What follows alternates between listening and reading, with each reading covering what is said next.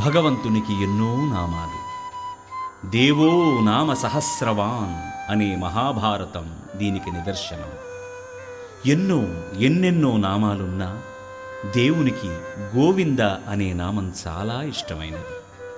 Go అంటే భూమి, వింద అంటే ఉద్ధరించుట అని అర్థం. వరాహావతారం ధరించి భూమిని ఉద్ధరించినవాడు కావున దేవునికి గోవింద అనే పేరు వచ్చింది.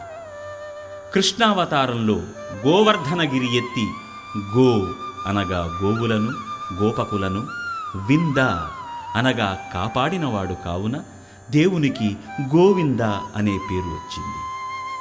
వేదాంత పరిభాషలో గో అంటే జీవాత్మ, వింద అంటే పొందినవాడు అని అర్థం. జీవాత్మను పొందువాడు కనుక దేవునికి గోవింద అనే పేరు వచ్చింది. గో అంటే మంచి మాటను, వింద అంటే ఇచ్చువాడు అని అర్థం. అనగా భగవంతుడు భగవద్గీతను అనుగ్రహించినాడు కనుక గోవింద అనే పేరు వచ్చింది.